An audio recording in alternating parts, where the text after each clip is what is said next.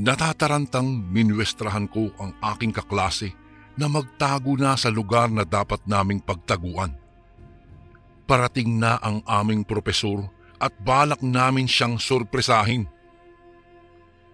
Kuya Bari, ako nga pala si Troy at ang aking guro ay si Sir Tomas na hindi ko na lang lalagyan pa ng apelyido. Nakagawian ko na talaga ang magulat sa mga taong malalapit sa akin sa pamamagitan ng pagbibigay ng mga sorpresa.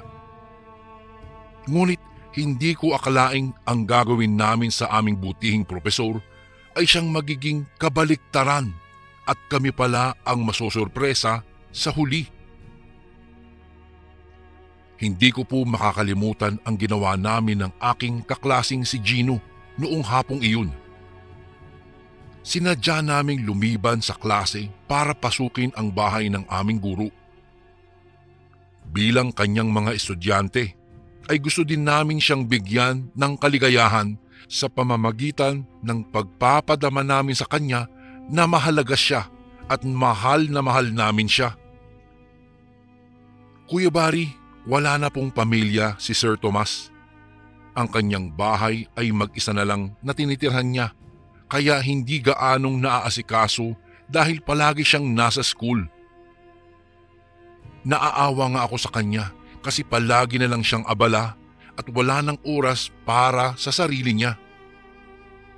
Mabuti na lang talaga, suportado ng aking mga magulang ang kagustuhan kong bigyan ng sorpresa ang aking guro. Mabilisan lang naming nilinis ang kanyang bahay at ipinuwesto ang pagkain sa gitna ng sala. Tatawa-tawa pang binitbit ni Gino ang binili naming chocolate cake bago sumunod sa akin na nauna nang magtago sa ilalim ng lababo. Mayroon kasing espasyo doon para sa mga lalagyan ng gamit sa kusina, ngunit dahil hindi pa yata naaasikaso ni Sir ang mga iyon, ay wala pa itong mga laman. Kaya doon ako napasiksik. Kanina kasi namataan ko si Sir na naglalakad na palapit sa bahay niya. Sana lang wag siyang magalit sa aming ginawang pagpasok sa kanyang tahanan. Ngayon lang namin ito ginawa at ginawa namin ito para mapasaya siya. Habang nakasiksik sa ilalim ng lababo, humahagikik pa nga itong si Gino. Siguradong mapapayak namin ang aming guro. Unang pagkakataon naming gagawin ito, Kuya Bari, at kailangan naming magtagumpay. Siyempre, para astig din at maiba naman, ginawa naming horror theme ang kanyang party para tignan kung matatakot siya sa aming inihanda para sa kanya. Ang aming mga nilutong pagkain ay sinadya naming pagmukhaing creepy. Ang cake ay customized na putol na ulong duguan imbis na iyong kagaya lang na nakagawian na. At ang inumin ay kulay pula na nagmumukhang malapot na dugo dahil sa hinalong gatas na sa katotohanan ay strawberry juice lamang talaga. Kinilig kami sa excitement nang maramdaman namin ang mahihinang yapak papunta sa main door at sinusian iyon. Bumukas at sumara, saka naman narinig namin ang mga yabag papalapit sa aming kinaruruunan. Iniluwa doon si Tomas sa pintuan na may napakaraming dala. May iilang plastik ng karne itong inilapag sa mesa habang hiniwalay nito ng lalagyan ang isang kulay itim na eco bag malapit sa lababo sa itaas ng pinagtataguan naming dalawa. Nakahanda na sana kaming bumulaga nang kami matigilan. Nagkatinginan kami ni Gino nang may maamoy na malansa. Sa tingin ko, nagmumula ito sa lababo, sa mismong eco bag na nilagyan ni Sir Tomas doon. Dahil nakadungaw sa amin ang kalahating parte ng bag, kitang-kita namin ang pagtulo ng kulay pulang likido mula roon.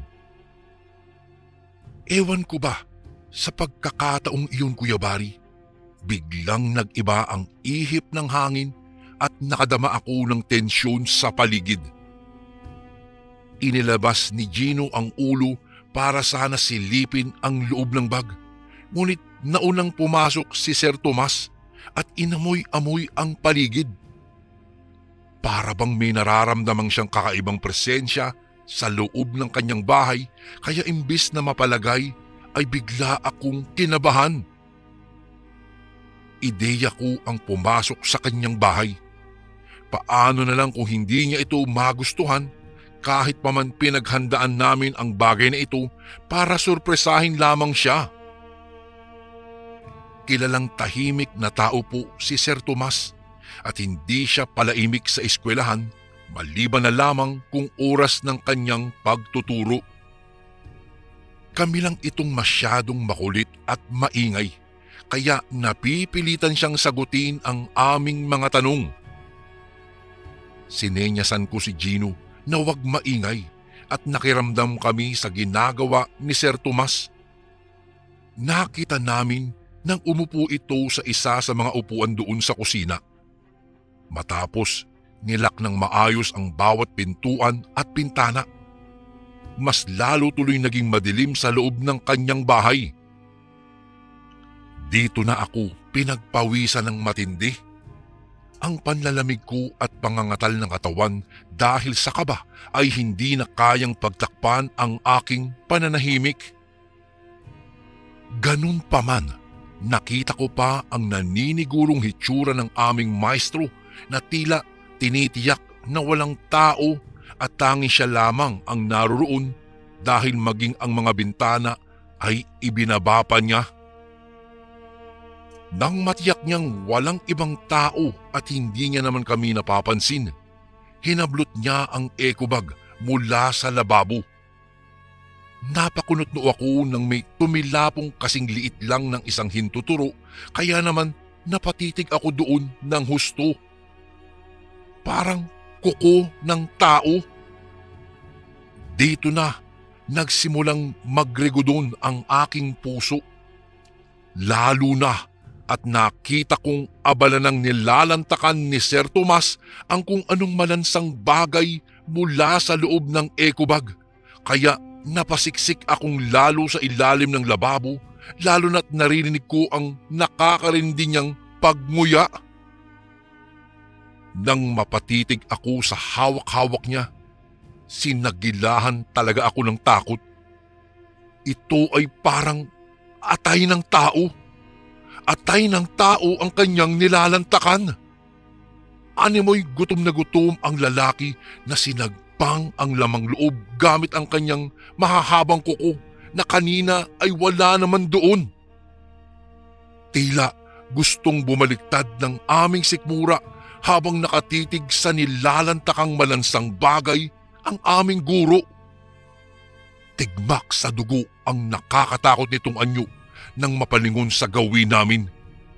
Mabuti na lang talaga at hindi niya kami nakikita pa rin. Maya-maya'y umangil siya at sumingasing na parang isang mabangis na hayop. Habang papaubos na ang kanyang kinakain, ay nakikita ko ang dahan-dahang pagkakaroon niya ng kulay itim na mga balahibo. Ang kanyang mukha ay biglang nagbabago na, samantalang pumula naman ang nanlilisik niyang mga mata. Akala ko iyon na ang mismong hitsura niya, ngunit hindi pa pala. Nakarinig ako ng tila napupunit na balat, kaya nag-aalalang napatitig ako muli kay Sir Tomas. Ang kanyang kilikili pababa ay biglang napunit, kagaya ng sama na nanggal. Naiwan naman ang kanyang balikat at mga kamay na nakakabit sa kanyang ulo. Ang kanyang mga braso ay biglang humaba samantalang nagkaroon siya ng magulo at mahabang buhok. Sa madaling salita, siya ay naging isang aswang na awok. Humuni si Sir Tomas dahilan para mapahikbi ako sa labis na takot. Hindi ko alam kung papaano ba ang tamang reaksyon lalo na't unang pagkakataon kong makakita ng isang aswang sa personal. Ito ba ang lihim ng aming guro? Papaano niya ito naitago sa loob ng mahabang panahon? Nakita ko nang tubuan siya ng malapaniking pakpak at ikinampay niya ito. Nakita namin na walang takot na lumipad si Sir Tomas papunta doon sa bintana hanggang sa tuluyan siyang makalipad sa ere. Ganun na lamang ang panlulupaypay namin ni Gino sa labis na takot. Buong akala ko mahuhuli kami ni Sir Tomas na nagtatago sa ilalim ng kanyang lababo. Mabuti na lamang at nakapagtago kami. Sinamantala namin ang paglipad ng aswang naming propesor para iligtas naman ang aming mga sarili. Nakakapanlupaypay pala ang mga tal sa sobrang takot dahil ubos ang aming lakas at wala man lang natira maliban sa bakas ng pagkabasa sa aking shorts nang maihi ako kanina sa takot. Noong makalabas na kami ni Gino sa bahay, naipangako namin sa aming mga sarili na hindi na kami babalik pa sa kanyang bahay sa tindi ng takot namin na baka hindi na kami makalabas pa ng buhay at lantakan na niya sa susunod na bumalik pa kami doon. Mula nang malaman namin ang lihim ni Sir Tomas, hindi na ako gaanong nakikipaglapit sa kanya. Tingin ko kasi nasa bingit ako ng kamatayan kapag ka nasa paligid siya. Parang hindi naman nagtataka si Sir Tomas na iniiwasan namin siya. Mas lalo pa nga niyang nagugustuhan iyon. Dahil dito, hindi na bilang ang bawat kilos ni Sir Tomas. Mas malaya na siyang gumagalaw tuwing gabi. Dahil malapit lang ang tahanan niya mula sa amin, palagi ko siyang nasisilip sa bintana. Madalas siyang umalis tuwing gabi. Dahil dito, maraming napapabalitang patayan sa labas ng aming bahay.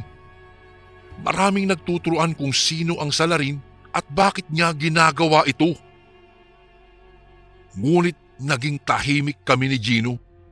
Alam namin kung sino.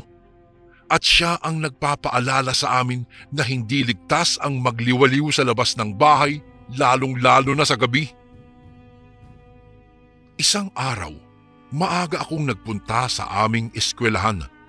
May kailangan kasi akong gawin doon ng maaga, kaya naman nagpaalam ako kay nanay na aalis na. Sukbit ang aking bag, binagtas ko ang sementadong kalsada. Medyo maaga pa naman talaga ng mga oras na iyon, kaya naman wala pang gaanong taong nakakasalubong ako. Maski ang suki naming tindero ng taho ay nagulat nang makitang maaga ako. Saglit akong huminto at bumili ng isang baso.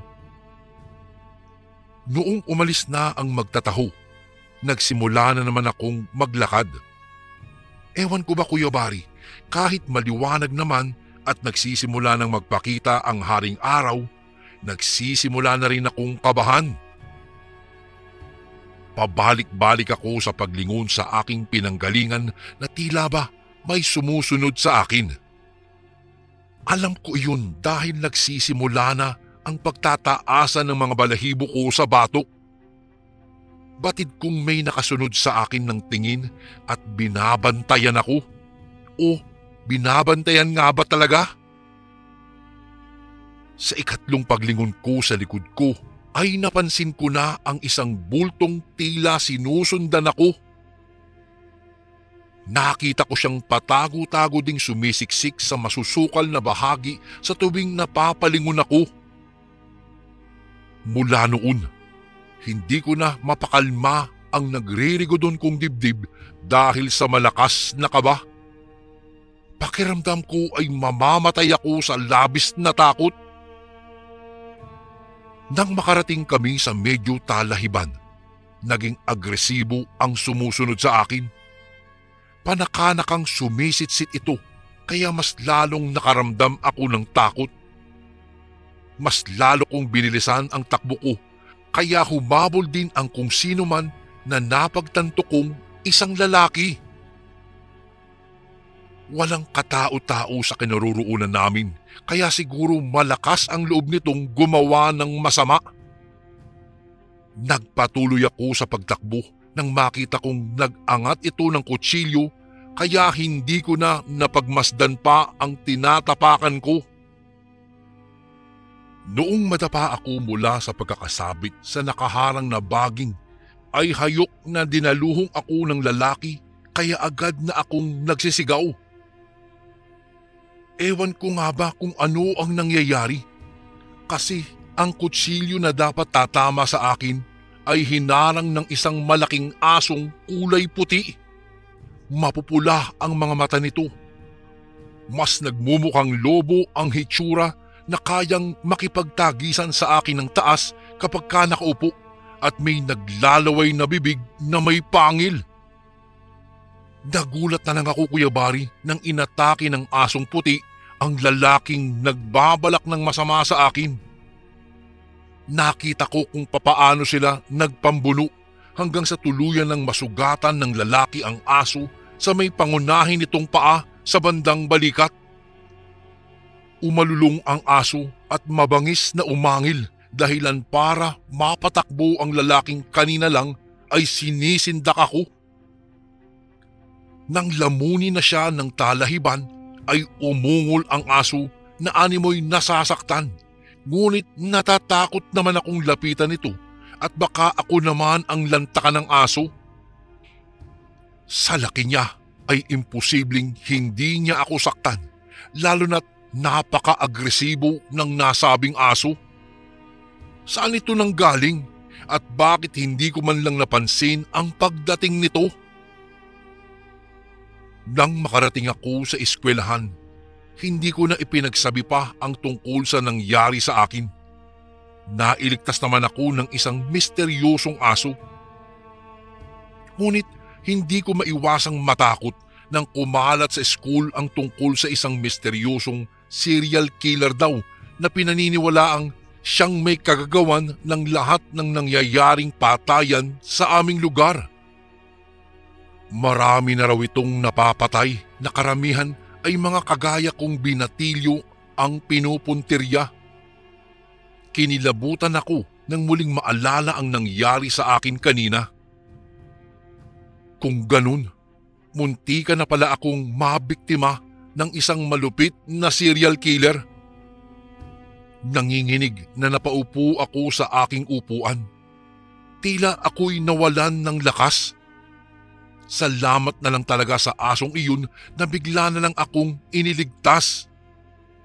Kung sino man o ano ang asong iyon na hinarang ang kutsilong babaon dapat sa akin, sana ay nasa maayos na kalagayan siya. Inaalala ko ang nangyari kanina nang siya namang pagpasok ni Sir Tomas sa aming classroom. Namumutla siya at mukhang masama ang kanyang pakiramdam. Binati ko siya ng magandang umaga bilang paggalang dahil guro namin siya kahit papaano. Hindi sinasadyang napatitig ako sa kanyang balikat nang mapansin kong may bahid iyon ng dugo. Dito na kumabog ang dibdib ko ng husto. Parang biglang sumama ang aking pakiramdam at nagduda sa kanyang sugat na alam kong tinatago niya sa kanyang damit. Hindi ako nakatiis nang magpunta siya sa banyo, kaya nagmamadali ko siyang sinundan. Kinatuko ang banyong kanyang inukupa, saka sinabing baka kailangan niya ng aking tulong. Bigla niya akong sininghalan, sabay sabing hindi niya raw kailangan ng tulong ko at kaya niya daw ang kanyang sarili. Hindi ko na lamang siya kinulit pa at nagtungo na lamang ako pabalik sa aming classroom. Naging abala na din ang aming buong araw, kaya saglit kong nalimutan ang tungkol sa sugat ni Sir Tomas sa balikat. Kinahapunan, ipinatawag ako ng aming prinsipal. Ayon sa aming guro, may ipakikiusap daw ito sa akin. Madali lang naman daw iyon. At kaunting research lang, kaya kaagad na akong nagtungo sa kanyang opisina. Ang akala kong madali ay hindi naman napatunayan. Mag-aalas-6 na nang makalabas ako ng school. Madalang na lang ang mga estudyanteng nasa grounds, lalo pa at may kumakalat ng balita na may gumagalang killer umano sa aming lugar. Nilakad ko lang ang sementadong kalsada patungo sa bahay namin dahil medyo maliwanag pa naman. Umaasa ako na makakahabol pa ako kay Gino. Kailangan lang nabilisan ko ang paglalakad ko dahil may talahiban pa akong madaraanan malapit sa amin. Nang biglang maalala ko na naman ang nangyari kanina, kinilabutan na naman ako.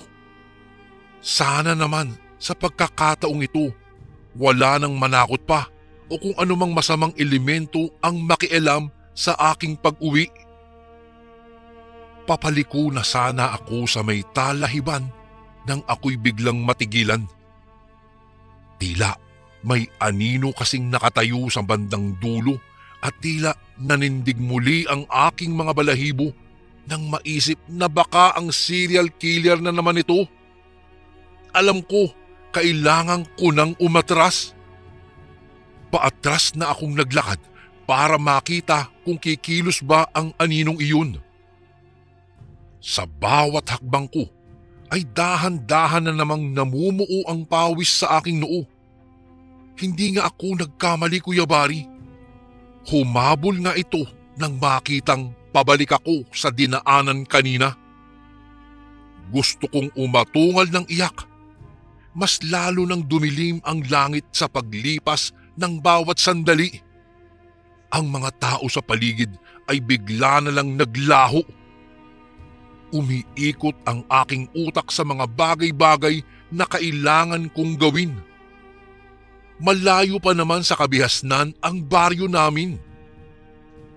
Kumakabog na ang aking dibdib nang makarating ako sa kalsada. Walang katao-tao.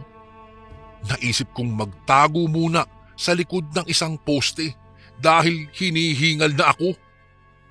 Sa aking pagtago, nakarinig ako ng makapanindig balahibong pagtawag mula sa aking likuran. Kasabay ng pagtawag ng estranghero ay ang tunog na matalas na kutsilyong sinadyang paglandasin sa nadaanang yero na tila ba inaasar pa ako. Nang mga oras na iyon, wala na akong nagawa kung hindi ang napakrus na lamang at manatiling tahimik nang sa ganun ay hindi ako matagpuan ng kung sino mang iyon. Batid na batid kong may masama siya talagang binabalak sa akin at hindi ko ito pwedeng hayaang magtagumpay. Alam kong halang na halang ang kanyang bituka, kaya naman lalaban ako kung kinakailangan. Namutla ako nang muling magsalita ang estrangherong lalaki at tinatawag ang pangalan ko. Kilala niya ako. Mas lalo akong nabingi dahil sa lakas ng kabog ng aking dibdib. Sumilip ako sa aking pinagtataguan. Natanaw ko ang may kataasang lalaki. Payat ito at bigotilyo habang sinisilip-silip ang bawat sulok. May pakiramdam akong hinahanap niya ako kaya kailangan kong maging alerto. Tinitigan ko siyang maigi. Mukhang lulong sa droga ang nasabing lalaking ito. Nanlalalim ang mga mata nito at tila ilang linggo nang hindi nakakatulog ng maayos. Kumikislap sa kadiliman ang hawak nitong kutsilyo. Maisip pa lang na bumaon ang talim noon sa aking katawan ay nanririmarim na ako sa labis na takot. Hindi ko alam kung ilang sandali pa kaming nagtataguan ng taong iyon hanggang sa mapapikit na lamang ako nang maramdamang papalapit na sa akin ang lalaki. Nanlalamig na ang aking mga kamay at pinagpapawisan na ako ng husto dahil sa takot. Hindi ko na napigilan pa ang paglabas ng hikbi sa aking dibdib. pakiramdam ko ay maiihina naman ako sa labis na nervyos at tila bingina ang tenga ko sa lakas ng kabog ng dibdib ko. Narinig ko ang paghalakhak ng lalaki na animoy parang baliw. Sabi pa ng lalaki, kung talagang desidido daw akong makipagtagu-taguan sa kanya, ay kakagat daw siya sa palaro ko. Pero humanda daw ako kapag nahuli niya ako. Titiyakin daw niya na dadaan sa aking lalamunan ang kanyang kutsilyo. Mas naging matindi ang takot na aking nadarama. Mas lalo ko pang isiniksik ang aking sarili sa gilid ng posting iyon at wala na akong pakialam kung makuryente man ako at mamatay. Mas gugustuhin ko pa iyon kaysa mahanap ng baliw na lalaki at wala nang ibinigay sa akin kung hindi labis na takot.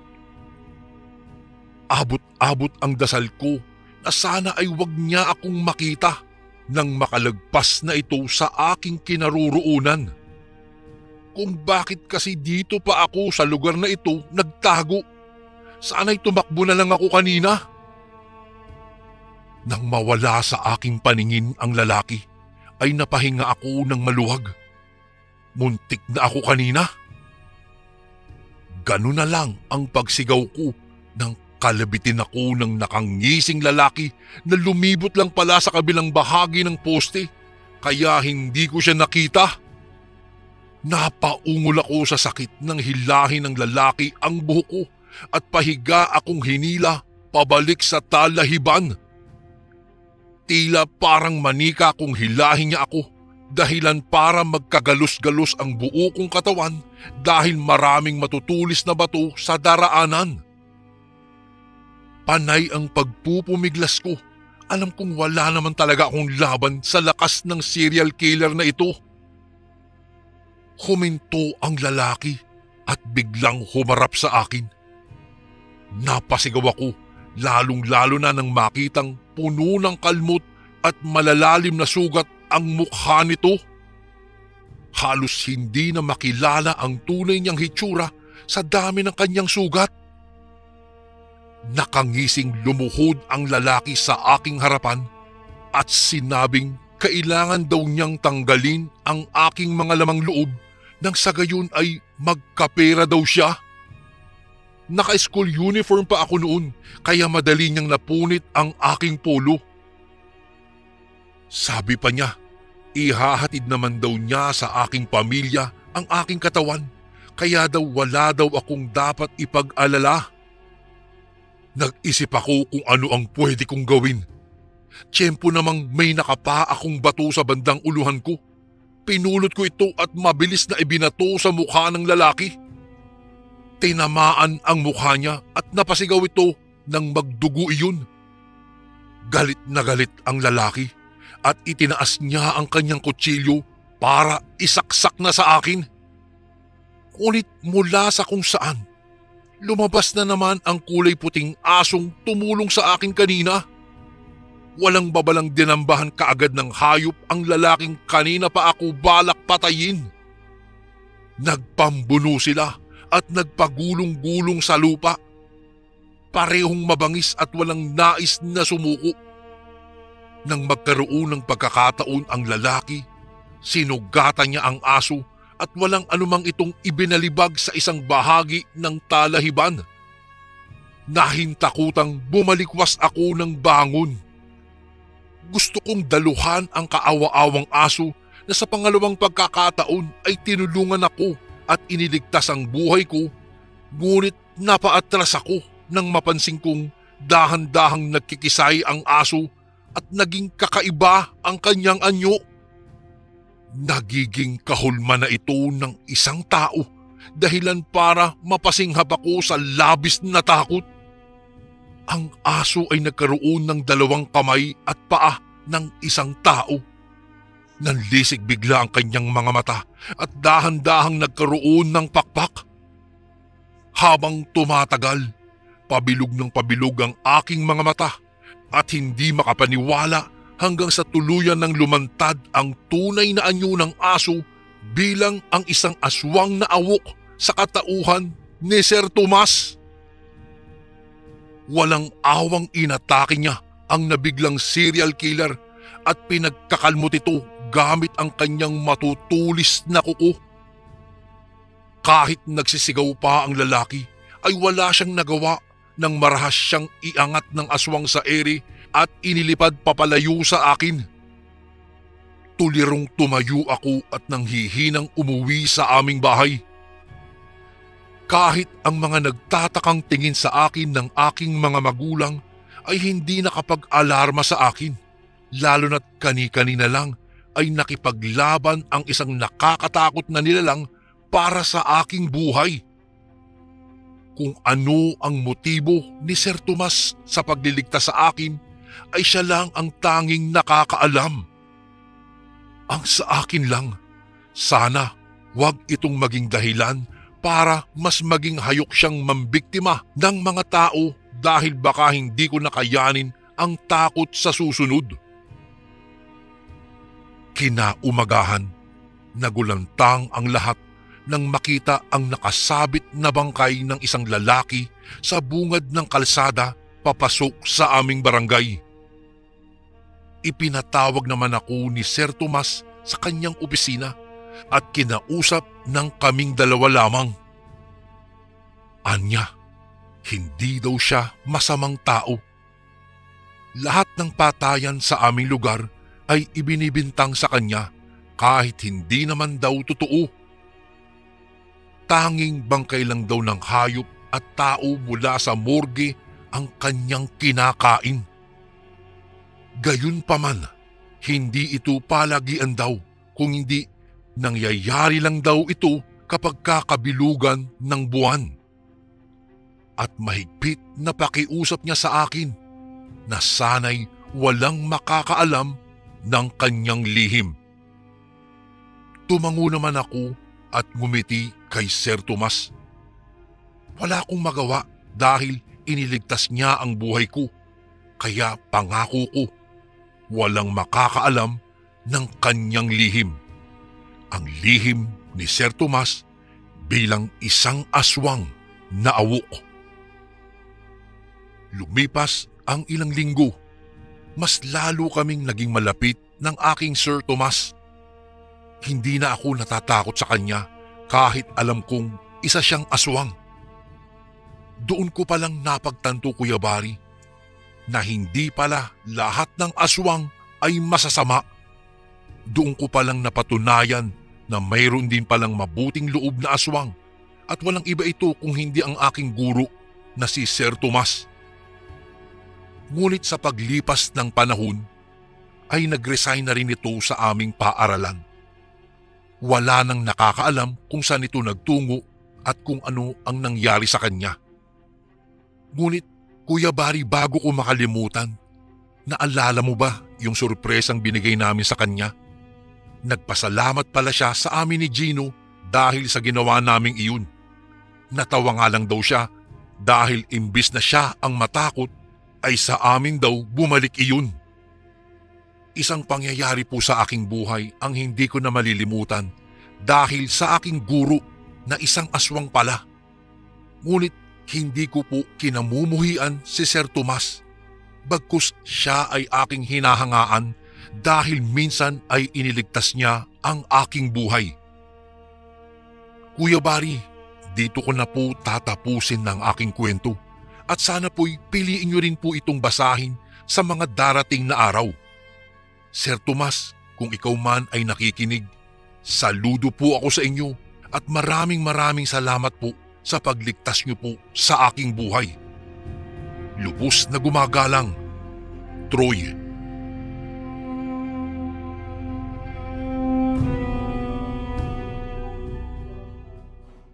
Magandang araw po sa inyo, Kuya Bari. Nais ko lang pong ibahagi sa channel nyo ang naging karanasan ko tungkol sa aswang nang minsan akong naimbitahan sa isang kaarawan sa isang liblib na baryo. Itago nyo na lang po ako sa pangalang Hasmin. Nangyari ang naging karanasan kong ito noong nag-aaral pa lamang ako ng kolehiyo. Sa pagkakatanda ko ay nasa first year college ako ng mga panahong iyon. Dahil nasa unang taon pa lang ako ng aking pag-aaral sa kolehiyo, ay kinikilala ko pa lang ang mga kaklase kong nagmula pa sa iba't ibang lugar. Mababait naman po ang mga kaklase ko, Kuya Bari. Kung kaya kahit ilang buwan pa lang na nagsimula ang aming pasukan, ay malapit na ang loob namin sa isa't isa. Sa lahat po ng kaklase ko, si Sylvia ang pinakamalapit sa akin. Bukod kasi sa mabait at marami kaming mga bagay na pinagkakasunduan, siya ay tahimik na tao. Ngunit hindi siya yung tipong halos hindi na malapitan dahil sa sobrang tahimik niya. Sa katunayan po, Kuya Bari, ay madali nga siyang lapitang klase ng tao at halos lahat ng mga kaklase namin ay madalas na nakikipag-usap sa kanya. Hindi ko naman akalain noon na sa likod pala ng ganoong katangian niya ay may lihim siyang itinatago na kahit ako ay hindi makapaniwala nang malaman ko iyon. Hasmin, gusto mo bang pumunta sa bahay namin? Tanong niya sa akin habang nakaupo kami sa kantin ng aming paaralan habang kumakain. Oh, bakit naman? Balik na tanong ko naman sa kanya. Kasi kaarawan ko kasi sa susunod na Sabado. Gusto sana kitang imbitahin sa bahay namin. Nahihiya pang tugon nito. Napangiti na lang ako dahil doon at hindi na nagdalawang isip pa at pumayag sa gusto niyang pumunta ako sa kanilang bahay.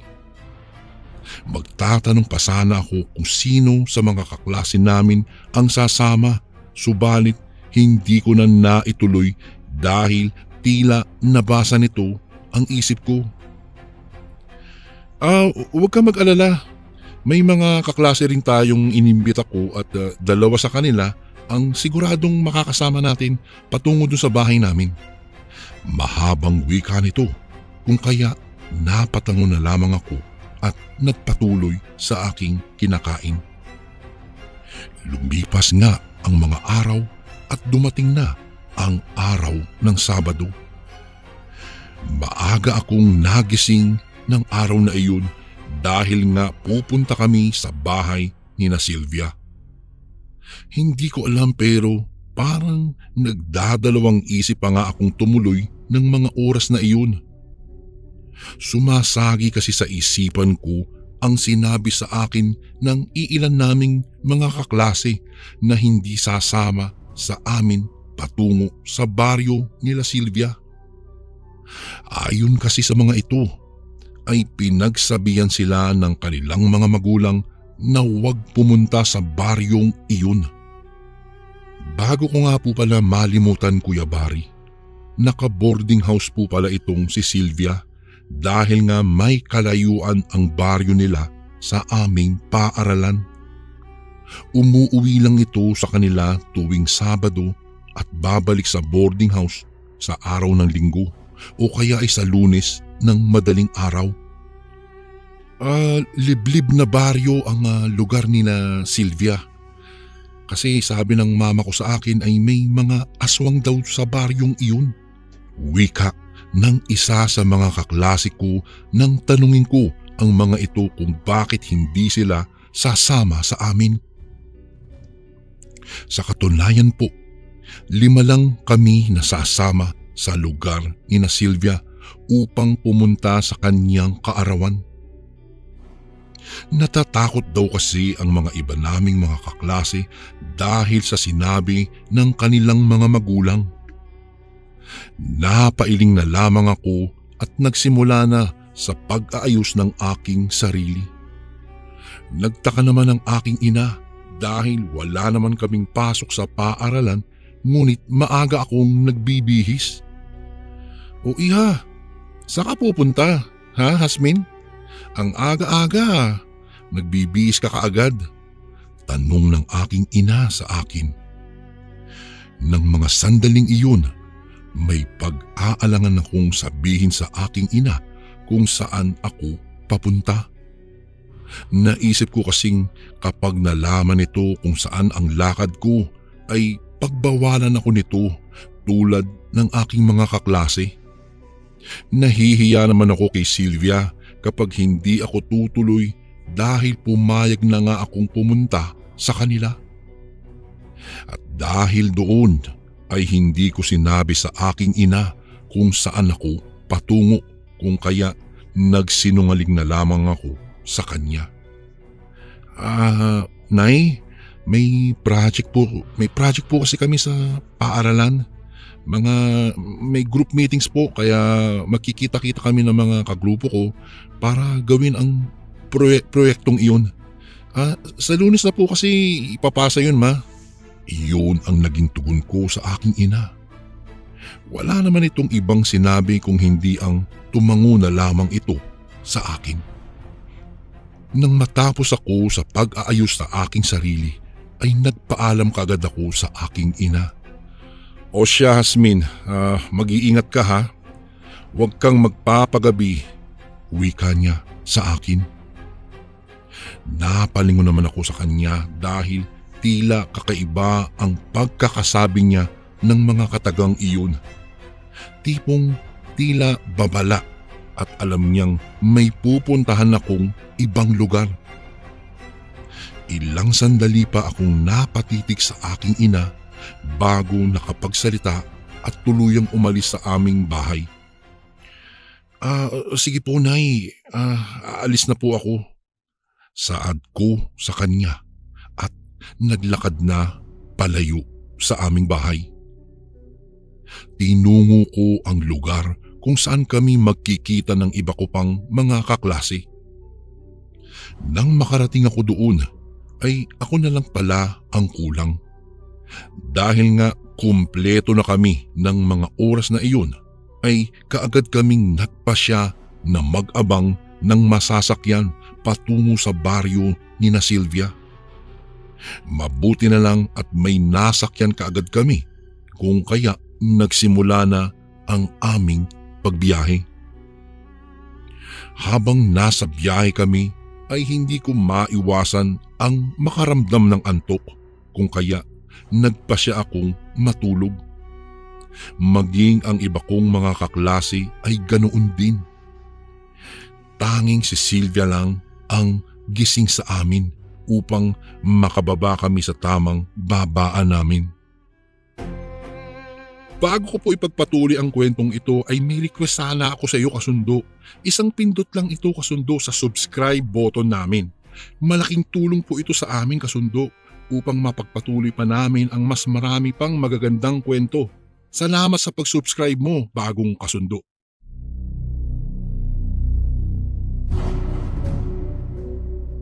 Makalipas ang humigit kumulang 3 oras na biyahe ay narating na rin namin ang baryo ni na Sylvia. Hindi ko alam, ngunit nang makababa kami sa sinakyan namin ay kagad akong nakaramdam ng kaba. Nagpalinga-linga pa nga ako sa aming paligid at napansin kong tama nga ang sinasabi ng mga kaklase namin. Masyadong liblib nga ang baryo ni na Sylvia. Naalala ko pa ang sinabi nila tungkol sa aswang, kung kaya lalong dumoble ang bilis ng tibok ng aking puso. Magsasalita na sana ako, ngunit naunahan lang ako ni Sylvia. Halina kayo. Maglalakad lang tayo ng ilang minuto bago makarating sa aming bahay, wika pa niya. Dahil doon ay napatango na lang ang mga kaklase ko, pati ako. Napatingin naman sa akin si Sylvia at tinanong ako, Hasmin, ayos ka lang ba? Tanong nito sa akin dahilan para mapalingon din sa akin ang iba pa naming mga kaklase. Napatango na lamang ako bilang tugon at sinabing wala lang, nahilo lang ako dahil kulang lang ako sa tulog. Ayaw ko kasing malaman nila na kinakabahan ako dahil sa mga naaalala kong sinabi ng mga kaklase namin. Sumunod na lamang ako sa kanilang paglalakad. Makalipas nga ang ilang minuto ay narating na namin ang bahay ni na Sylvia. Sinalubong kami ng kanyang mga magulang na nakangiti. Isa-isa niya rin kaming ipinakilala sa mga ito. Walang ano-ano ay pinagsabihan naman kami ng kanyang ina na pumunta na sa kanilang kusina upang kumuha ng makakain. Sabik na sabik ang iba kong mga kasamahan na pumunta sa kusina, ngunit ako naman ay nagdadalawang isip. Pakiramdam ko kasi, Kuya Barry, na mga sandaling iyon ay mayroong kakaibang mangyayari sa amin.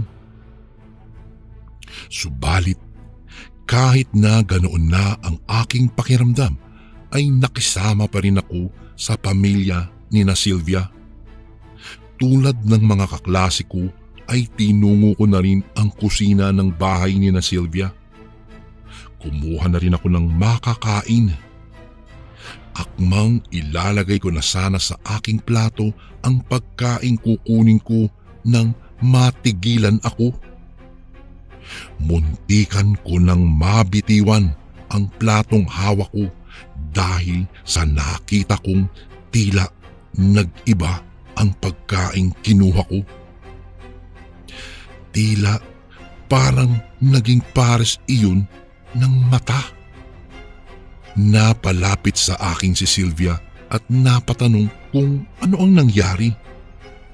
Napapikit na lang ako bago nakasagot sa kanya. Wala to, Sylvia. Para kasing nahilo lang ako. Parang bumalik lang yung hilo ko. Siguro talagang kulang lang ako sa tulog. Tsaka isa pa, hindi ako masyadong sanay kasi sa biyahe. Kaya siguro nagkaganito ako. Pagsisinungaling ko sa kanya. Napatango naman siya sa akin at pinagsabihan ako na damihan ng aking kukuhaing pagkain para mawala ang aking hilo. Tanging pagtango lang ang aking naitugon at kumuha na ako ng aking makakain. Nang tingnan ko ang pagkain ay wala naman palang kakaiba. Hindi ko alam kung namalikmata lang ako o kung ano man. Kumakain na rin naman ang aking mga kaklase kung kaya pumunta na ako sa mga ito at kakain na sana ako nang bigla kong naramdamang naiihi pala ako. Dahil doon ay nagpaalam ako na pupunta lang ako sa CR nila. Pipigilan pa sana ako ng ina ni Sylvia, ngunit hindi ako nakinig dahil maiihi na talaga ako. Dali-dali akong tumungo sa kanilang CR at umihi. Habang naroroon ako ay nakalanghap ako ng tila malansang amoy na parang animoy dugo. Dahil doon ay nakaramdam ako ng takot. Dali-dali ako lumabas ng CR at napatingin ako sa likuran nito. Halos hindi ako makagalaw nang makita ko ang mga kakaibang buto na may bakas pa ng dugo. Biglang nanginig ang buo kong katawan, subalit pinilit kong tumakbo pabalik sa kainan. Nagtaka sila nang makitang namumutla ako, subalit ang mga magulang ni Sylvia at maging siya ay tila galit. Umalis na tayo rito. Aswang ang mga tao rito. Karni ng tao iyang kinakain nyo, wika ni Hasmin. Napatakbo naman ang mga kaklase ko. Walang lingon-lingon kaming umalis sa bahay ni na Sylvia. Mabuti na lang at maaga-aga pa kaya maraming masasakyan. Hindi na kami hinabol ni na Sylvia hanggang sa makasakay kami. Ikinuwento ko naman sa aking mga kaklase ang aking nakita sa likod ng CR ni na Sylvia. Mga parang kinatay na tao ang nakita ko dahil sa mga parting katulad ng ulo, kamay, tainga at mga daliri. May mga buhok pa ring nagkalat na tila duguan. Nagimbal ang lahat sa narinig nila. Nag-iyakan kaming magkakaklase. Yung isang kaklase namin ay may naaamoy din daw na tila malansa din sa kinakain niya. Nanatiling tahimik ang lahat sa buong biyahe pauwi. Nang makarating kami sa bahay ay naging tikom ang aking bibig sa nangyari. Nagtungo naman sa manggagamot ang aking mga kaklase para magamot agad upang dahil baka mahawahan daw sila. Nang mga sumunod na araw, hindi na pumasok si Sylvia. Marahil ay natakot ito dahil sa nadiskubre namin tungkol sa pamilya niya. Naging tikom rin ang aming bibig sa nangyari sa amin sa liblib na baryo ni na Sylvia. Hanggang dito na lang po ang aking kwento, Kuya Bari. Maraming salamat po sa pagbahagi sa inyong channel. Gumagalang, Hasmin.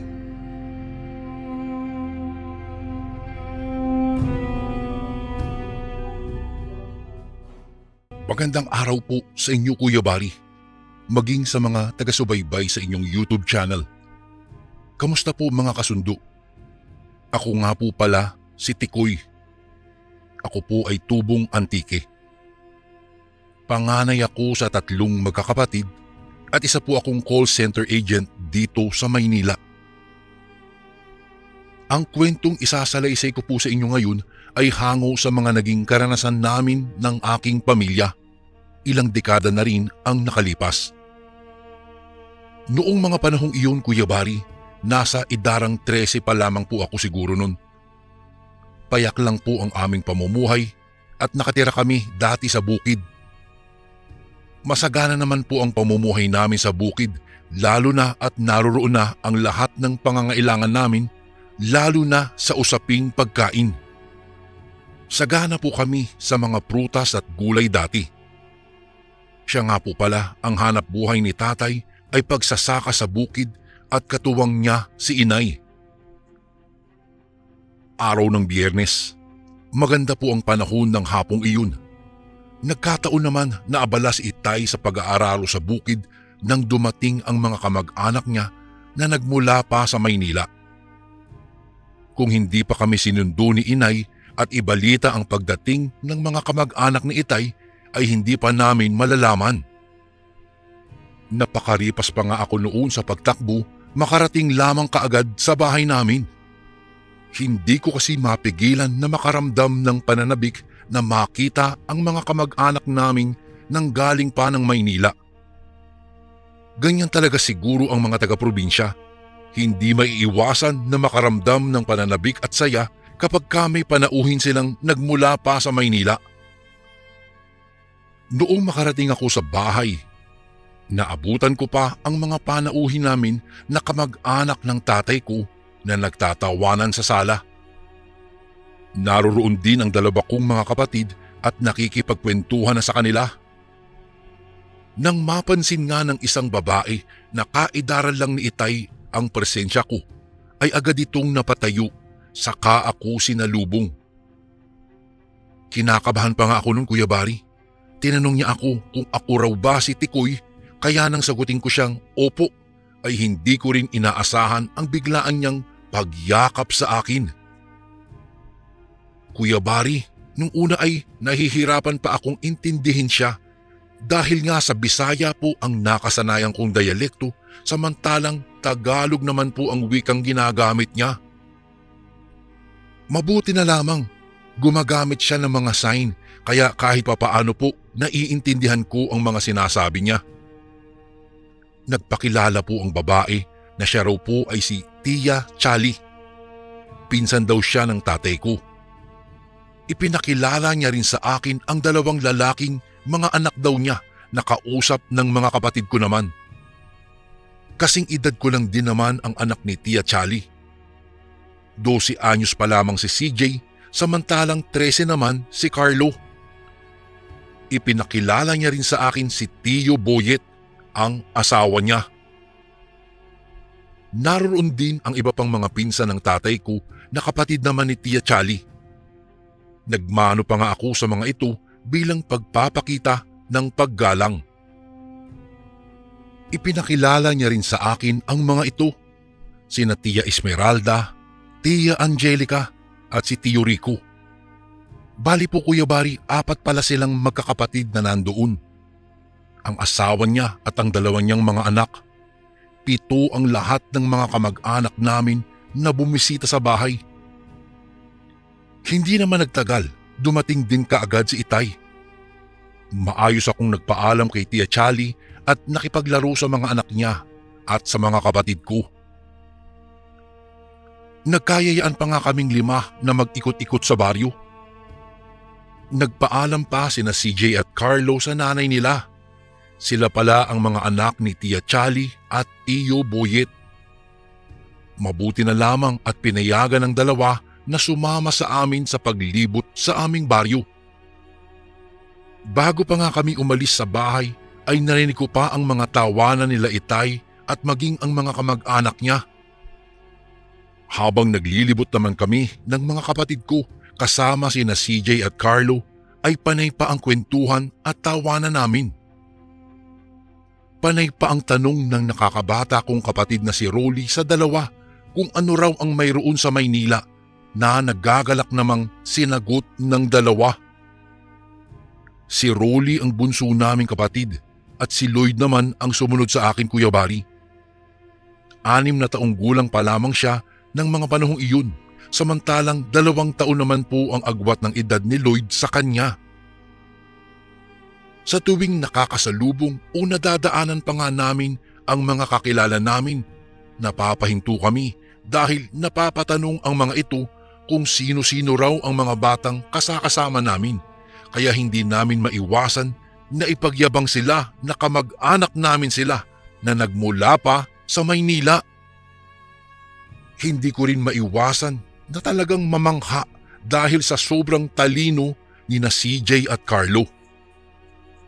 Kuya Bari, nakakatuwa rin silang kakwentuhan at kasama. Nalibang kaming 5 sa paglilibot sa baryo. Noong mapagod kami, huminto muna kami sa maliit na tindahan ni Aling Meli at bumili ng ice candy.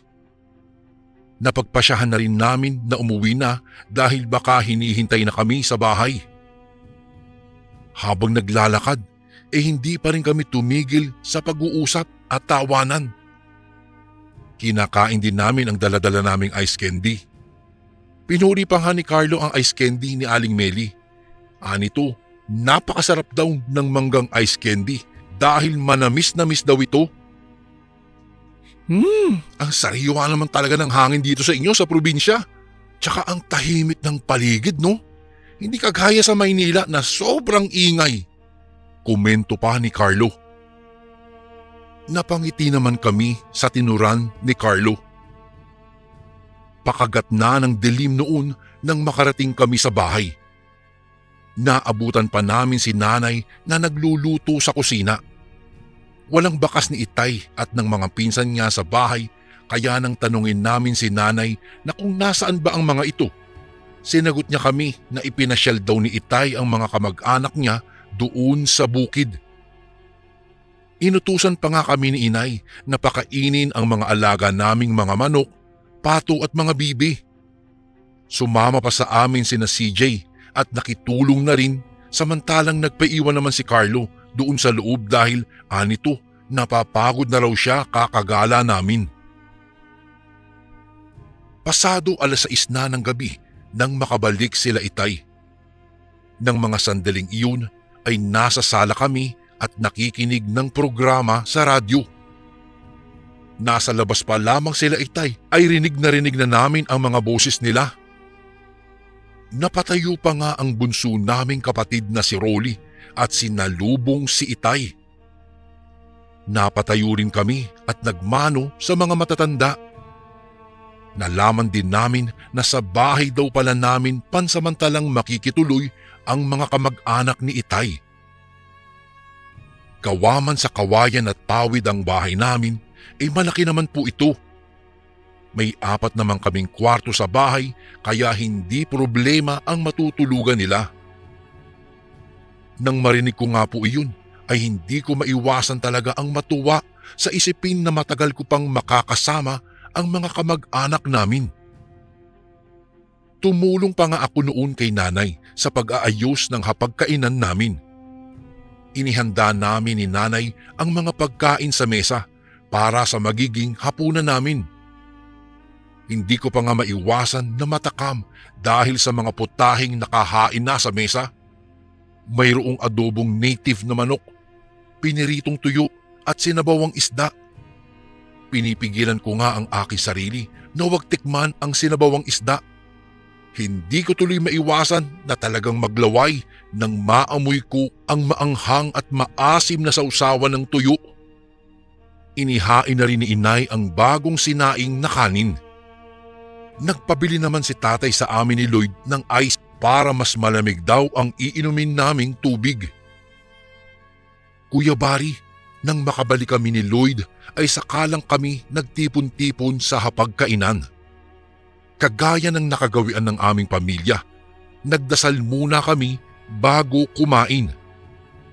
Sobrang saya ang kumain sa mesa kasama ang iyong pamilya at mga kamag-anak. Kani-kanyang papuri pa nga ang mga ito dahil sa sobrang sarap daw ng pagkakaluto ni inay sa mga putahe. Masaya at masagana naming pinagsaluhan ang napakasarap na hapunan ng gabing iyon. Noong matapos kami sa paghahapunan, Kuya Barry, si Tia Angelica pa nga ang nagpresenta na maghugas ng aming pinagkainan. Todo pagtanggi pa nga si inay at sinabing siya na lamang daw ang maghuhugas, lalo na at panauhin sila, ngunit masyadong mapilit si Tia kaya sa huli ay walang nagawa si inay kung hindi ang hayaan na lamang si Tia Angelica na maghugas ng mga plato. Tumuloy naman ang iba sa sala. Samantalang dumiretso naman kami ng mga kapatid ko at sina CJ at Carlo sa aming silid. Doon kami nagpatuloy sa pagkukwentuhan. Napatawa pa nga ang mga ito matapos kong ikwento sa kanila ang istorya ni Pagong at Matching. Palagay ko po pasado 9:00 na ng gabi nang magpahinga kami, Kuya Barry. Kasakasama namin ng mga kapatid ko sa iisang kwarto sina nanay at tatay.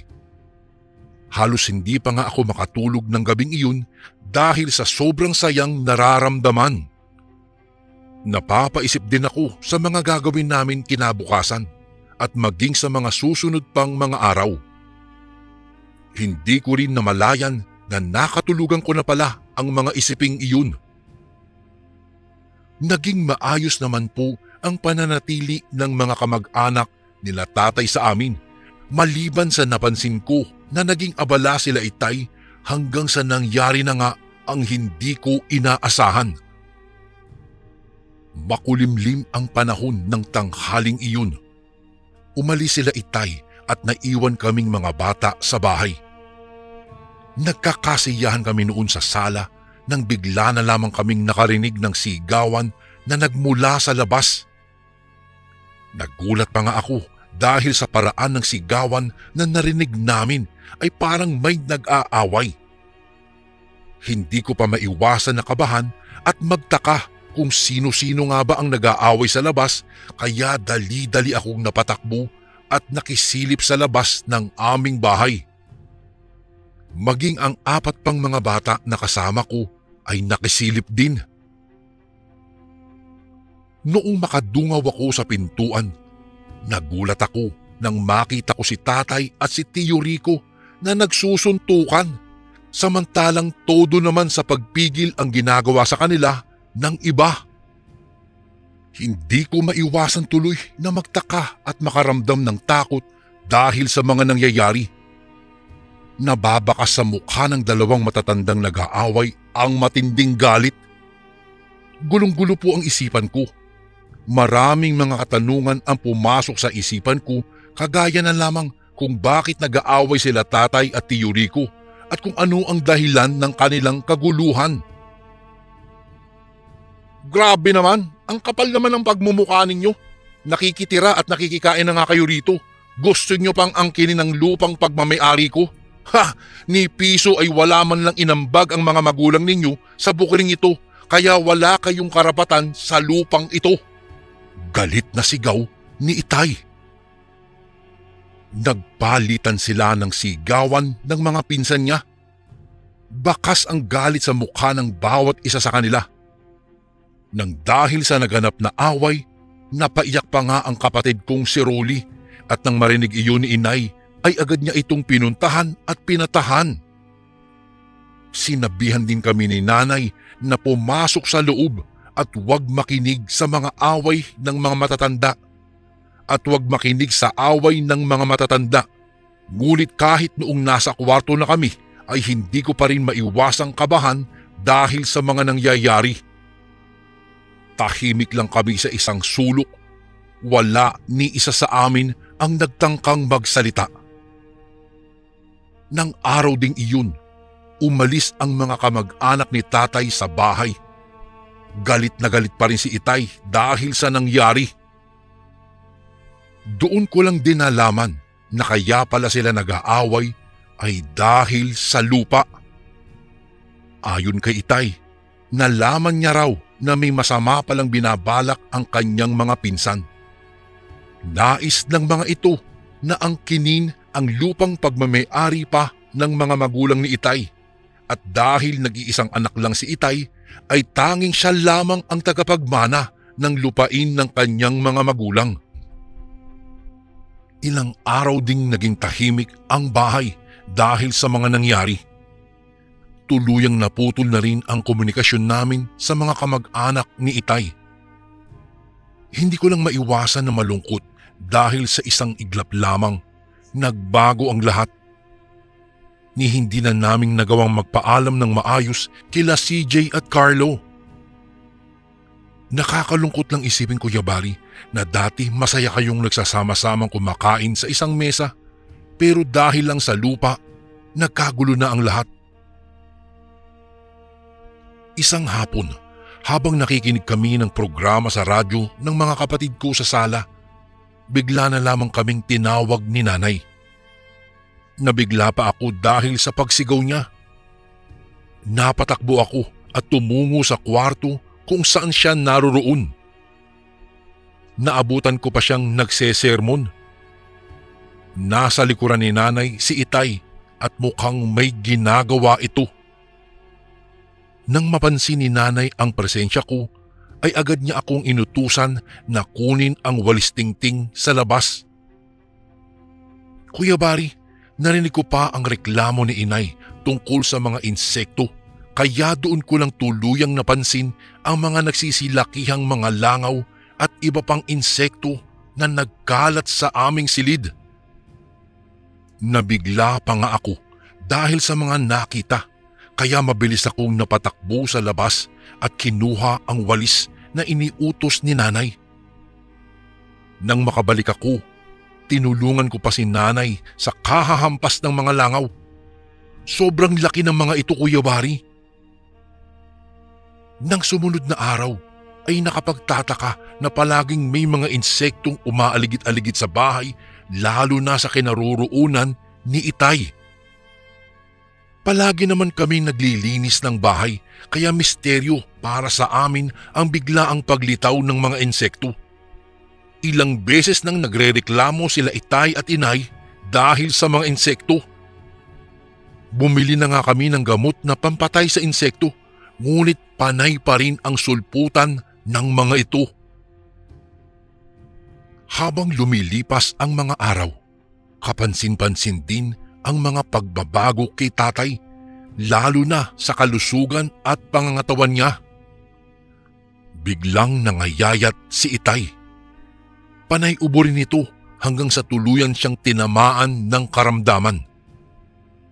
Noong una, ang akala lang namin ay dala lamang ito ng kanyang kapaguran, ngunit bakit siya bigla ang tinamaan ng sakit at habang tumatagal ay lumalala ng lumalala ang kalagayan niya.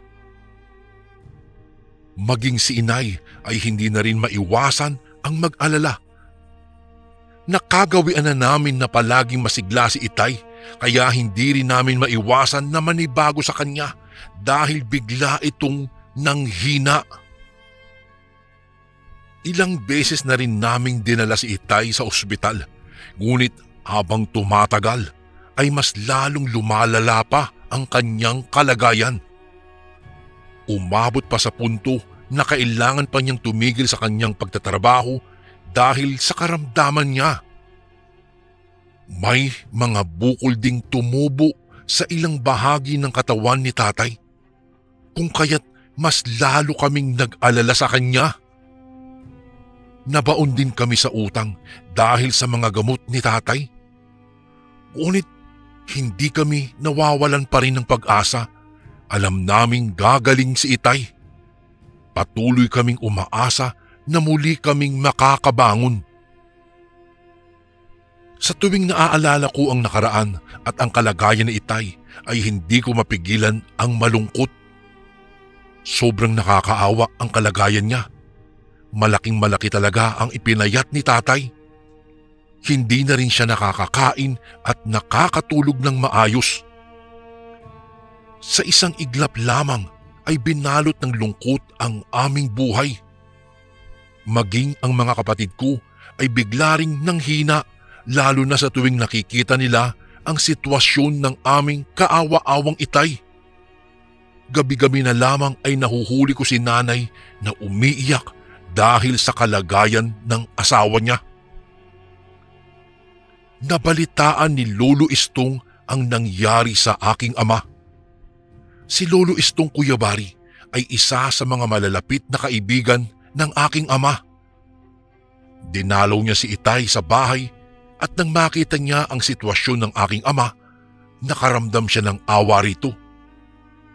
Sinuri niya ang kalagayan ni tatay at sinabi niya kay nanay na dalhin daw namin si tatay sa isang albularyo dahil malakas talaga ang kutob niya na may nangyayaring hindi maganda sa kanya.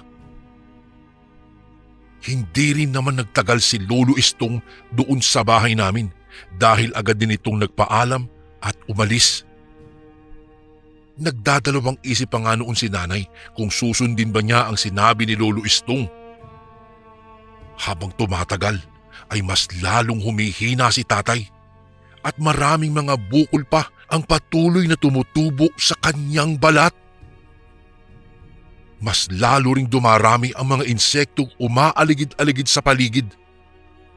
Doon na tuluyang naisip ni nanay na sundin na ang payo ni Lolo Istong. Nakilala ni inay si Lolo Apong mula sa mga kakilala niya. Ayon pa sa mga ito, si Lolo Apong daw ay isang dalubhasang matandang albularyo na matatagpuan lang sa kabilang baryo, kaya nang sumunod na araw Kuyabari, sa tulong din ng mga kakilala ni Itay, dinala namin siya sa bahay ni Lolo Apong. At hindi naman nasayang ang pagod at pagpunta namin sa bahay niya dahil nagawa kaming harapin ng matanda. Nang makita ni Lolo Apong ang kalagayan ni Itay, ay agad niya itong sinuri. Nagtanong pa siya ng mga ilang bagay kay nanay. Maya-mayalay hinanda na ni Lolo Apong ang kanyang mga gagamitin. Nalaman din namin mula sa kanya na kaya pala bigla ang tinamaan ng karamdaman si Itay at may mga insektong sumusunod sa kanya dahil nabarang siya. Mabilis din naming napag-alaman na ang nagpapabarang pala ay isa sa mga kamag-anak ni tatay. Nagulat kaming lahat sa aming mga nadiskubre. Nang dahil sa aming natuklasan, sumabog sa galit sila tatay at nanay. Maging ako Kuyabari, halos hindi rin makapaniwala. Sino ba ang mag-aakalang Dahil lamang sa pinag-aagawan nilang lupa ay aabot pa sila sa punto na magagawa ng mga kamag-anak ni Itay na ipabarang siya. Sino ang mag-aakala na magagawang ipabarang ng sarili niyang mga kadugo si tatay?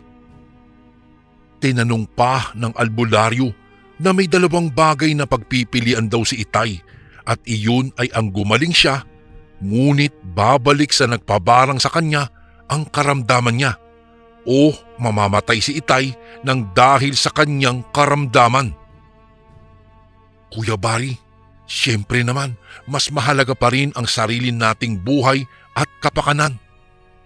Sa tulong ni Lolo Apong ay nailigtas niya mula sa kapahamakan ang aking ama.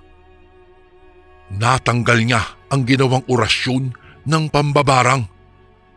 Pinayuhan din niya si Itay na hulihin ang isa sa mga insektong umaaligid-aligid sa kanya, saka ito puksain na agad namang sinunod ni Itay.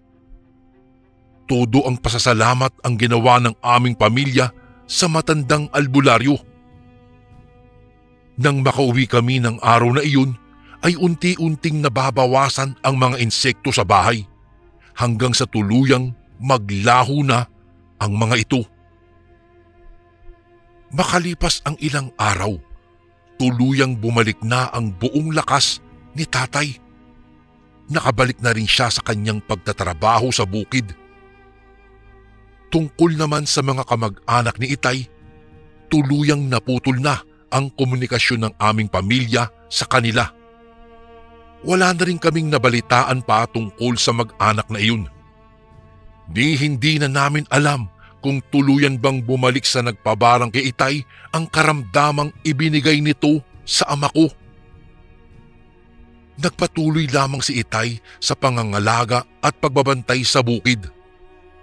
Nang dahil sa pagsisikap at kasipagan ng mga magulang ko, ay muling sumagana ang lupain na pagmamay-ari ng aming pamilya. Unti-unti kaming nakabangon at unti-unti rin naming ibinaon sa limot ang madilim na nakaraan at alitan na naganap sa pagitan ni tatay at sa kanyang mga kamag-anak. Nagpatuloy naman kami ng mga kapatid ko sa pag-aaral hanggang sa makapagtapos nga ako sa kolehiyo sa kursong HRM. Kuya Bari, noong makapagtapos ako sa kolehiyo, kumatok ang oportunidad sa aming pintuan na makapagtrabaho ako sa lungsod ng Maynila. Sa tulong po at suporta at gabay ng aking pamilya, hindi ko na pinalampas pa ang oportunidad na iyon. Sa kasalukuyan po, pamilyadong tao na rin po ako.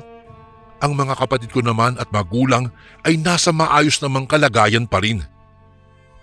Tungkol naman sa mga kamag-anak namin, ay wala na talaga akong nabalitaan pa tungkol sa kanila, ngunit ang mga alaalang nakaraan ay alam kong habang buhay na mananatili sa aking isipan. Naging ganid man ang aming mga kamag-anak, ay ipinagpapasa Diyos ko na lamang, Kuya Bari. At hindi ko rin sukat akalain na totoo pala ang barang o kaya'y kulam. Mayroon pala talagang ganito.